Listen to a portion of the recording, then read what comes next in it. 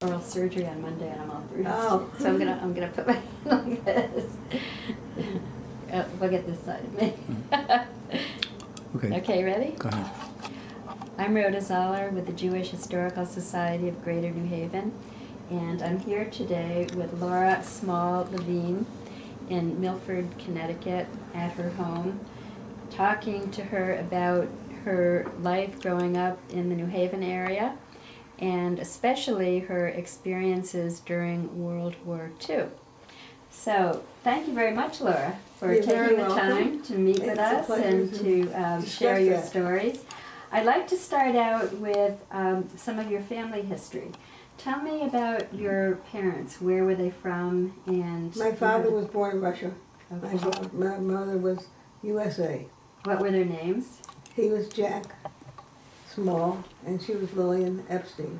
All right. And I guess they married pretty young, because when she had us, my brother and I are twins, she was 19, and my father was 20. What Yeah. kind of work did he do? He was a chauffeur, Okay. and What brought him to New Haven?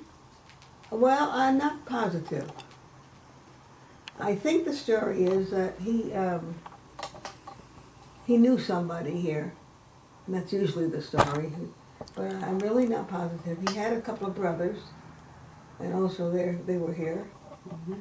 and my cousin Rita, who lives next door to me, father was his brother, Okay. and a few sisters. And what I don't know about how much industry they were into or what, but my grandfather was a fruit and vegetable peddler, you know, with a horse and wagon, and they would go around In selling. this country or in Oh, the, here, Okay. yeah. Okay. And I remember when So we he were- was in New Haven too. Your grandfather came over at the same we time. lived in the neighborhood of Washington Avenue, Okay. and when he would come home from work by pulling his wagon into the backyard with the horses and get everything settled, and we'd be upstairs and looking out the window, and Grandma was saying, "Watch us, watch when he comes home. Oh, here he is. Can we go now?" Yeah, we would run down the stairs, and he would give us a piece of fruit. That was a big treat. Think of that now. That's Think of the nice. kids now. That's nice. That's a healthy treat. Yeah, but I don't mean to give a kid a piece of fruit now is a big deal. No way. But we thought it was a big deal at that time. Yes. Yeah. Yes. Wow. Wow. So, So tell me some of your early memories of growing up in the Washington Avenue area as a child. I think we had a big house with 3 families, you know, and as usual, we lived on one floor, Grandma lived on another floor. And I know we were very close to my bubby, but I went to Truman Street School. I loved school. Do you remember any of your teachers and what you did I in can't school? remember their names, no. Yeah. No. Yeah. But a long time ago, honey. There was a big Jewish community in that neighborhood Yes, at that time. yes, at that time there was. And there were some activities for Jewish children. Yeah, yeah. Did you take part in any of those Oh, yes. activities? Which ones? I was in Kadima Club. Tell me about it. What was Kadima Club? It was the youth group Okay. of the synagogue, Okay. and I was very active in it. Which synagogue was this? West Haven Synagogue. Okay. After we moved to West Haven, I was a teenager I see. at that point. I see. Yeah. Okay. Any more memories of what the Washington Avenue area? Just a playground across the street from the house that is now torn down, I understand. Mm-hmm. But it was called Sandy Hollow. It was a park. Mm-hmm. And that was great. We could go out there and play on the swings and all that, you know. So you spent a lot of time. Spent a there. lot of time doing that. Right. Except my mother wouldn't let me go out after dinner because I was the girl and he was the boy, and I used to get so angry. We're the same age. I can go. He can go. I can go. No, you can't go. You're a girl. I never understood her. Mm-hmm. I really never understood her. Mm-hmm. I was just angry because I couldn't go out and play ring-a-ling, tag, or whatever it was that they were doing. I remember that. Now I laugh at it, you know. Uh-huh. Uh-huh. Mm. Wow. Wow. Did your showing mother things. work also, or was she? No. She was home. She was home. Okay. Mhm. So you moved to West Haven when you were When a my teenager. father died. And your mother moved. I was 14. You were 14. That must have been a difficult time. Oh, yes. My brother and I were 14, and my younger brother was 10. And here she is with 3 little kids and no money. You know how things were then, very tight. Mm-hmm. Mm-hmm. So she wanted to be near her family, so we moved to West Haven. Mm-hmm. We moved to Bloom Street on the 3rd floor, you know, with the attics like this, you know. That's the rooms we were in. And we were there for quite a while. Yeah, I think I even got married from that neighborhood, from that West Haven So- Shul. The West Haven Shul was a little tiny building around the corner from the shul that's there now. Okay. So What street was on it New on? Street. Okay. Yeah. It was one little tiny room.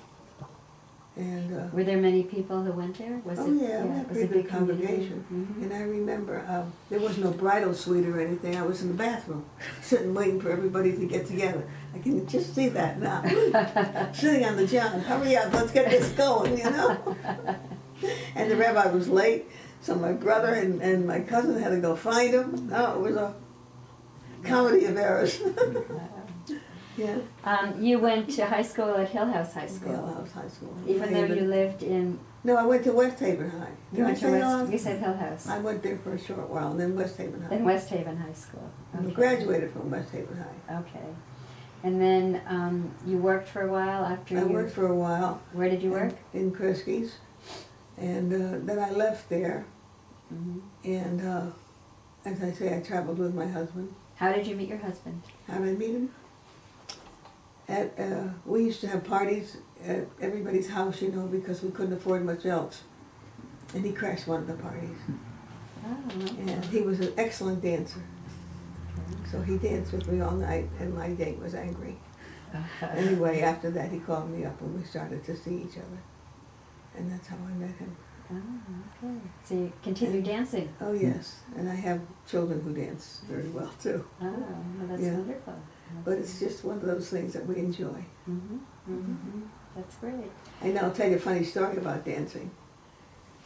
When he was young, he used to go to many dances, and his mother would say, "Someday you're gonna sleep in a dance hall," with a little accent, you know. And it came true. When we were in the service, and one time they shipped the whole squadron to Revere Beach. And where did they go? Revere Beach Ballroom, right on the corner there, right by the beach. The orchestra quit playing at 12 o'clock.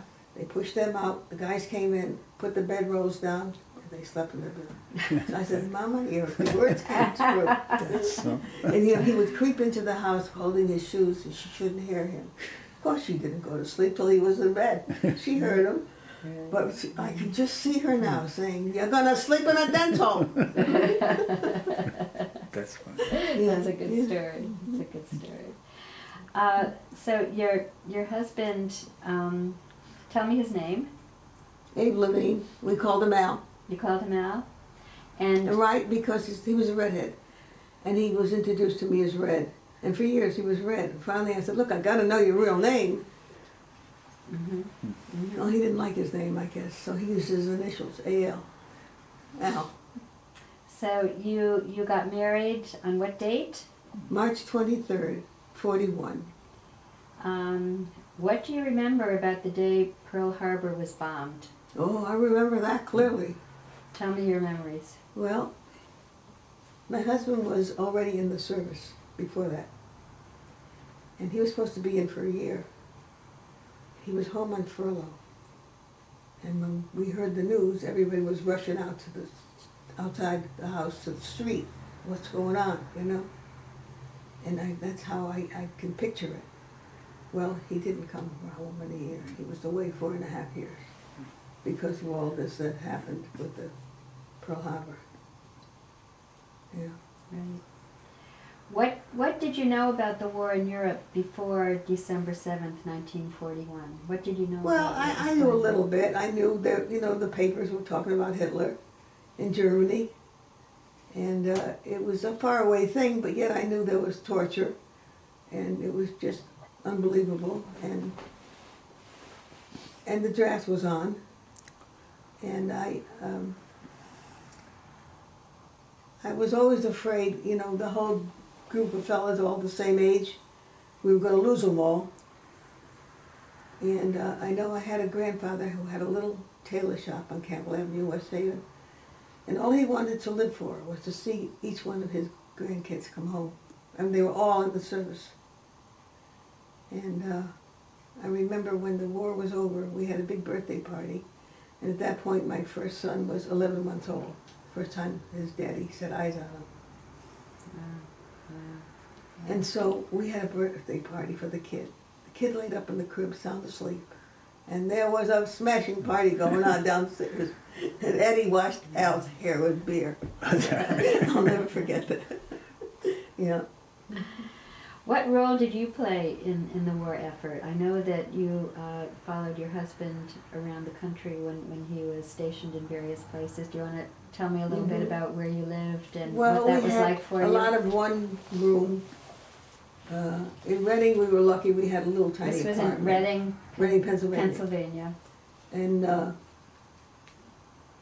When was he there? Watertown, When was he in Reading, Pennsylvania? I can't remember the exact date. I would say maybe 42. Okay. And we had a little apartment in Revere Beach also. So that was the next place? That was the first place. Oh, that was the first place? And then Reading. Okay, And then South Carolina. okay. And then South Carolina, we were fortunate. We had a whole house, but we had about 3 other couples living with us. You know, so we couldn't afford the house otherwise. But How did you find the housing? Did you have to find it yourselves, or oh did yeah, we had to you find, had to find it ourselves. yourselves? Yeah. Right, Mhm. right. Now, when you were in Revere Beach, you had a job there, right? Right, the Watertown Arsenal. Okay, and there's a picture. You want to hold up the picture? Oh, certainly. And how did you happen to get a job at the Watertown Arsenal? Well, everybody had to put in their share of work, you know. Rhoda, How- you grab the picture and Okay. get it closer. Let me get it closer so Marv can see it. Okay, now tell me about this picture and what you're doing. I'm working on a lathe, making little shells for bullets. And I'm Rosie the Riveter, and exactly what they advertised as Rosie the Riveter. Everybody had to do their share of work. I was doing it.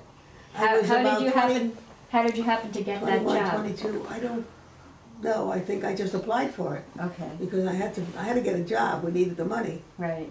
and So tell me what your day was like as a lathe operator at the Watertown Arsenal. if you What can was notice the clock there, it's 12 o'clock.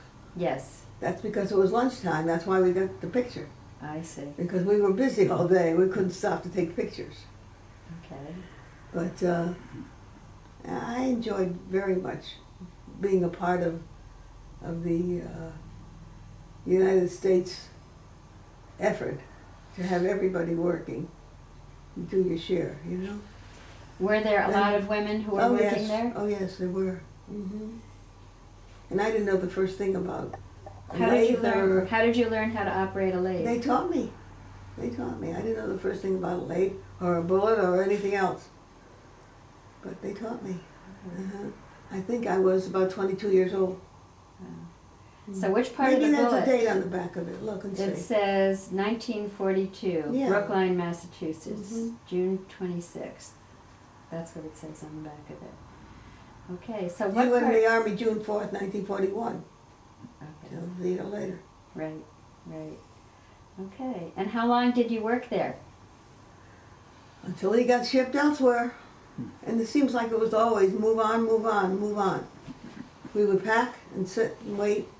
And we're going away we're moving tomorrow. We're moving tomorrow. But we didn't do it. I can't tell So you how it was many a short- suitcases we sat on waiting to go. From Okay, place to so you place. were working at the Watertown Arsenal for a short time or a long Yeah, time? I or a would short say time? less than a year. Less than a year.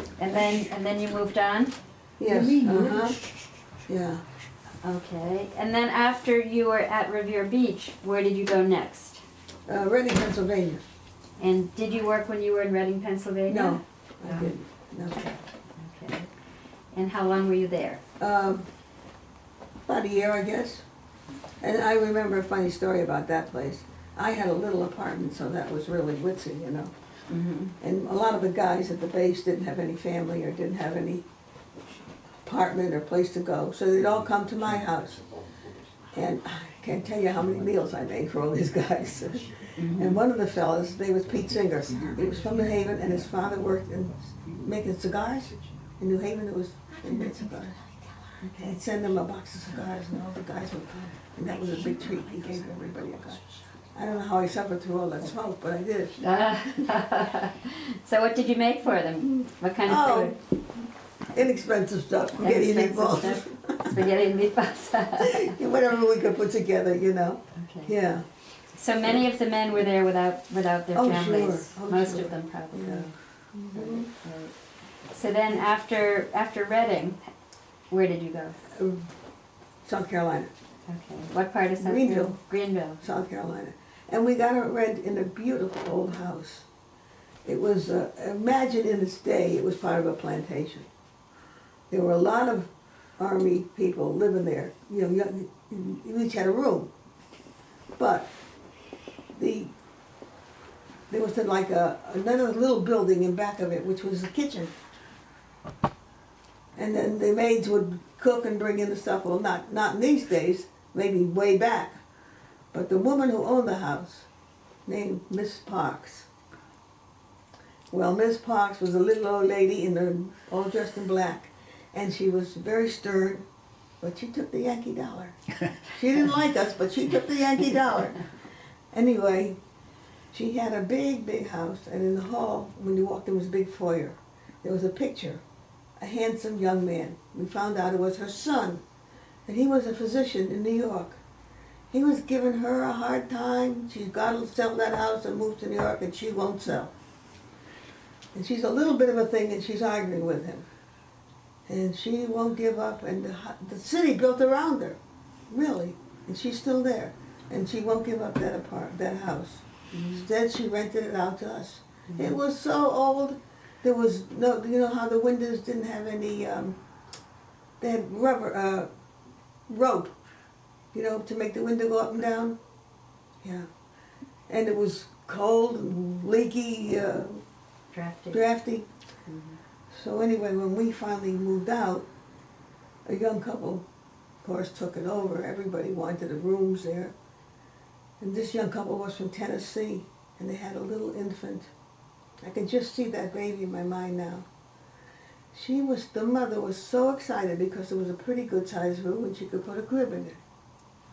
And I thought to myself, boy, they're thankful for every little thing they get. I thought it was a real horrible situation that we were living in. She thought it was heaven. But it was nice in the fact that at nighttime we would go down to the veranda, and sit on the hammock, and we would talk. We had a few Army wives there, you know, so it was company. It was nice. And we humored this little old lady, and that's what I am right now.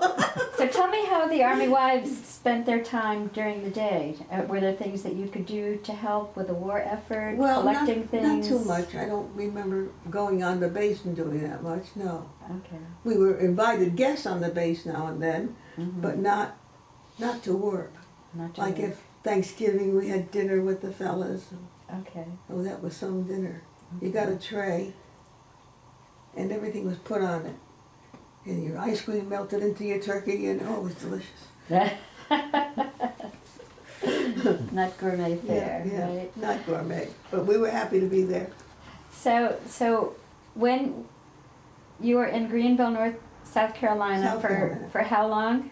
Oh, maybe a year. Okay, so you were And we had first. some nice friends there, so we enjoyed that. That was the best of the houses that we lived in. Okay, so by this time it was like 1943, 44? Well, let me put it this way. I would say it was the end of 43, and it was such a comfortable, nice house, and we were already married 3 years. I wanted a baby. My husband said, I could be dead tomorrow, no way. I wanted a baby.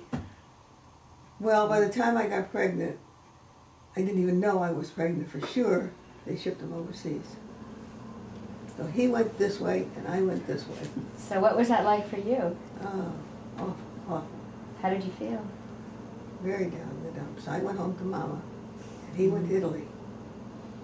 And he thought he'd be gone a year, and all told he was gone 4.5 years. But he didn't set eyes on the baby until he was 11 months old. That's when he came back, and that's when he was discharged. Wow. So, So what did you do during that time? How did it affect your life? well, How did the I world- came home, Yes. and while I was pregnant, my brother's wife also had a little boy, and he was just a little bit older than my son. So she left Jeffrey with her mother and went off to Texas to join her husband, because he was also in the service. And every morning, me with my big tummy would walk over to this lady's house and pick up Jeffrey, put him in the carriage, and go for a walk. Everybody would look at me and say, I've got a big belly and I've got an infant in the carriage. Oh, that's wonderful. This is close to mine, but they didn't know it. Yeah. So Jack and Jeff are about 9 months apart. Mm-hmm. Okay. All right. Yeah. And then when your son was born, you had your hands full I taking had care my of him. hands full, right. Right. I had a boy, so I had to have a bris. Well, I didn't know the first thing about a bris. My husband was a million miles away. In the hospital, I cried every day because I never heard from him. He was out on bivouac. There was no telephone that you could pick up like you can today and call Europe. You know, you couldn't do any of this. I didn't know if he was dead or alive. So anyway, when I got home, my son was born only 5 pounds and some ounces, and it was too small, so they couldn't have the bris. They had to wait a month. So after the month, my father-in-law came over and he said, look, I'll take care of the breast, because I didn't know where to begin. So we had it at his house, and he did take care of everything. But the night before the breast, my grandfather died. Oh. That's on the other side. My family went to the funeral. His family went to the breast. That was a sad time. That was a sad time. Yeah. And they had me in the bedroom, Mm-hmm. and they were in the living room, and all I could hear was baby crying. What are they doing, my kid? It's a hard time for a mother. Right. So when did you hear from your husband? When did your husband learn that he had a... He was about 10 days old. Then When he got back to the base, he found out. So he got in touch with you, I'm sure. I said, I don't know, I guess it was illegal, but I sent him cigars, a bottle of liquor, and food, you know, like salami and care packages type of thing. Yeah. Mm-hmm. Mm-hmm. Okay.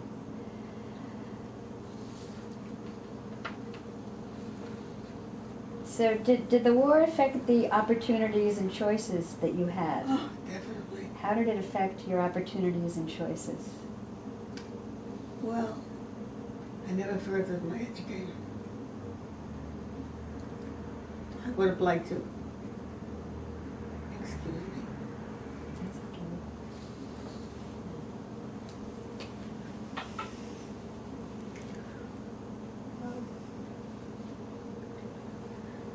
When he was away for such a long time,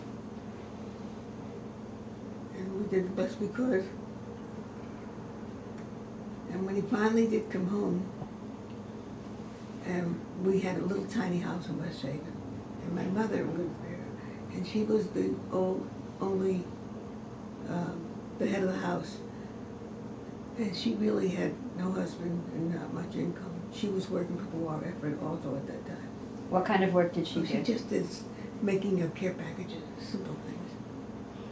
Anyway, so when he came home, we said, look, we'll run the house now, and you live with us instead of me live with you. Because she couldn't keep up with all the bills. Mm-hmm. Mm-hmm. That's what we did. And my husband came home and he went looking for a job. And he came home all excited. What happened? He used to work for the First National, which was a grocery store. And he was offered a job to run the produce department. And how much are they going to pay him? $35 a week. Oh, he was all excited. I said, wait a minute. You've been away 5 years, almost. You know what $35 a week is today? You gotta go find something better. Well, he thought it was great money. And that just shows you. We used to keep when we lived in South Carolina, we used to keep a little black notebook. And I'd go grocery shopping, and I'd write down what I bought.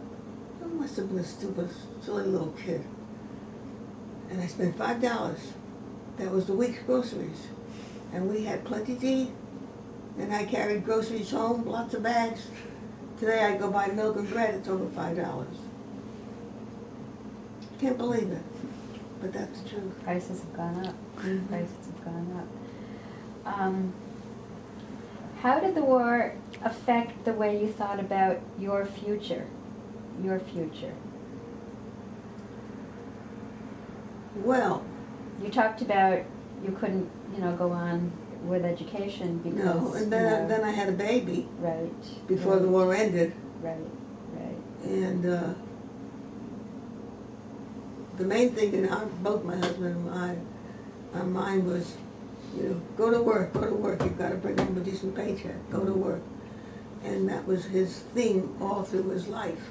And we have 3 kids whom he pushed and pushed and pushed, education. And thank God they're all professionals today. Mm-hmm. Mm-hmm. Okay. What kind of work did he do when he got back? He worked for Pratt Whitney. He opened his own grocery store. I'm going kind of backwards. He worked for his father. His father was a tailor. Mm-hmm. And he worked there for a number of years and eventually left Mm-hmm. because it just didn't work out. He lived with us with family. Mm-hmm. And Okay. he did loads of things, whatever he could think of.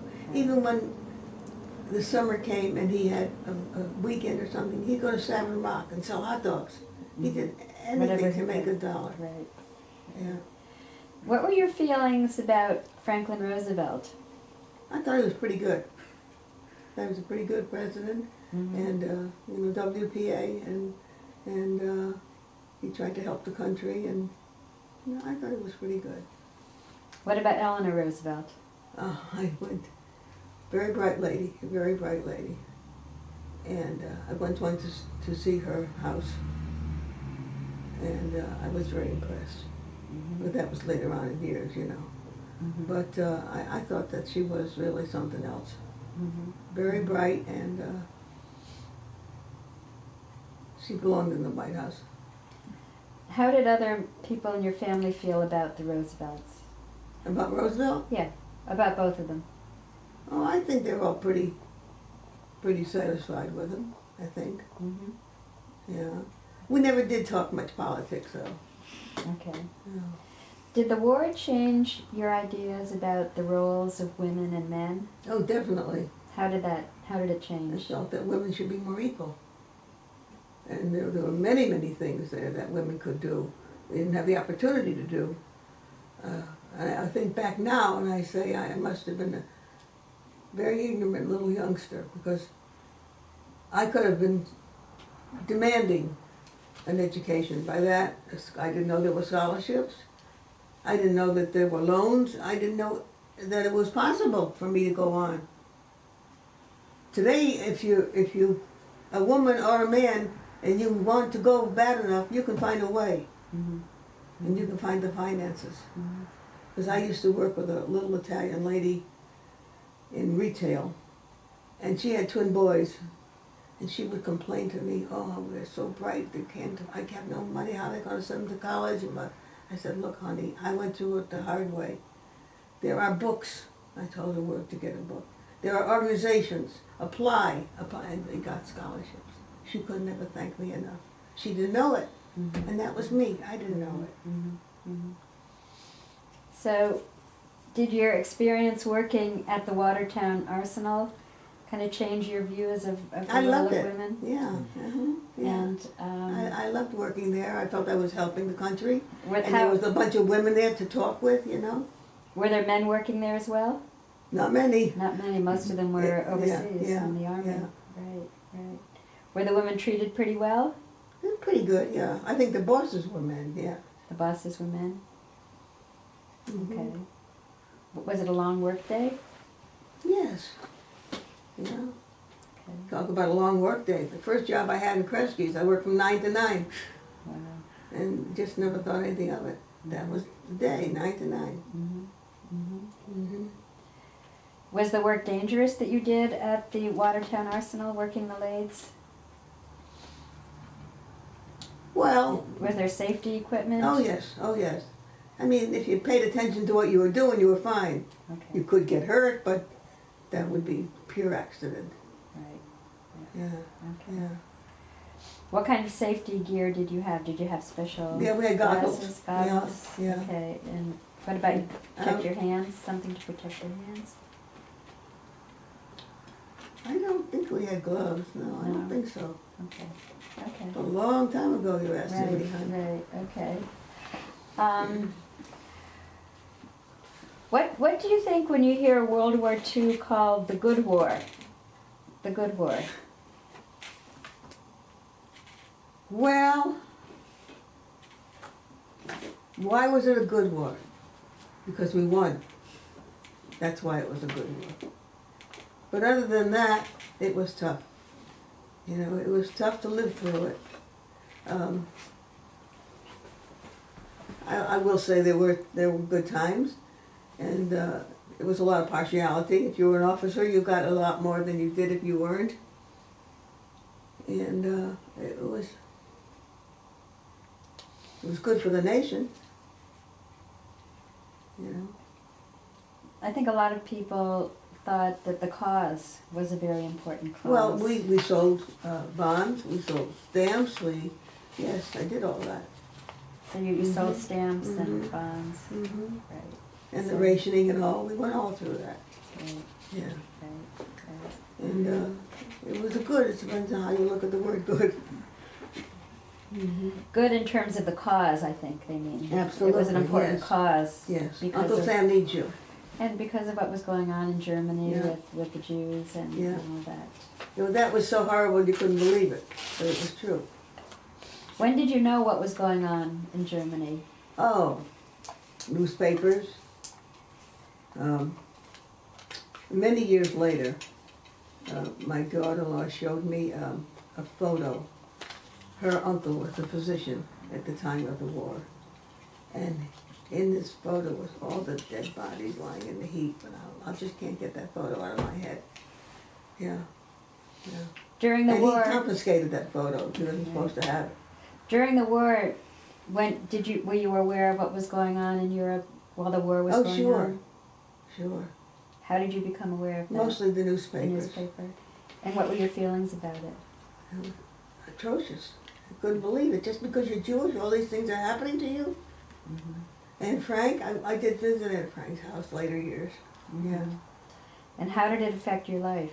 How did the knowing what was going on affect your life? Well, it bothered me. It bothered me greatly. But you just keep going. Mhm. I didn't have any relatives there that I knew of in Europe, Mhm. you know. Mhm. So a lot of people did. Right. Do you think being Jewish affected how you felt Oh, about the war? definitely. Oh, yes. How? I mean, In what way? You know, well, why pick on the Jews? What did I ever do to be treated like this? And it was awful, just awful, beyond words. Mhm. And even when I went to see Anne Frank's house, which was years later, I still couldn't believe it. I still couldn't believe what they could do to little kids. Mhm. Mhm.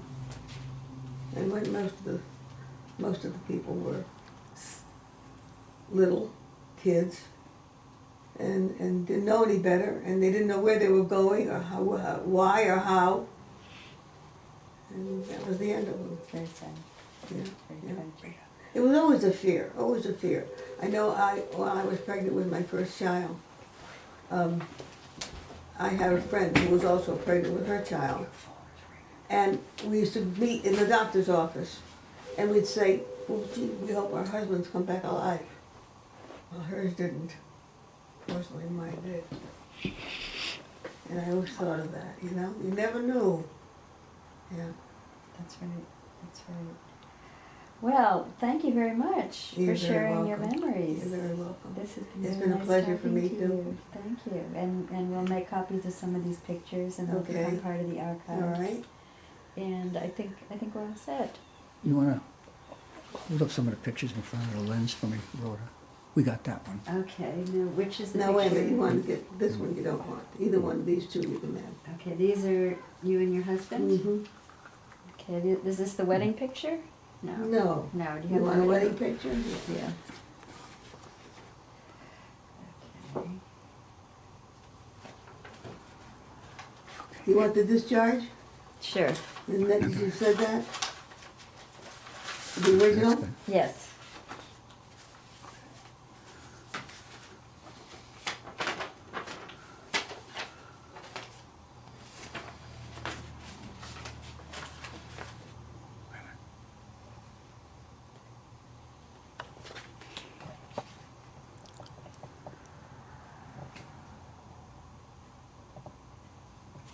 Okay, there's the back part too. This is the back. Okay. Well, thank you. Thank you That's very good. much. You're very welcome. It's been a Yeah. pleasure. And if we can make a copy of the picture and maybe the discharge, and Mm-hmm. Do maybe, you want this one or do you want the copy? we'll take the copy. I don't like taking originals. I know, I'm It's- kind of hesitant to yeah, give it to you. no. I'll give it to Marvin because he's much more responsible than I am. Yeah, I have a couple of pictures here, but they're pretty old. You know, Okay, you asked about my childhood, and that's what this is. here you go. Oh, we're If taking. you just want to look We're at gonna them, make you're one. welcome to them, but Okay. These are more pictures? Yeah. These are all pictures? I think I wrote notes under them, so you may understand some of them. Oh, that's you and your twin brother. This is your graduation from? Yeah, high school Oh, this is a graduation. nice, these two are very nice, Marv. Can you get these? These are the twins. Hold it, it's gonna fall apart, the book. Yeah, I've got it.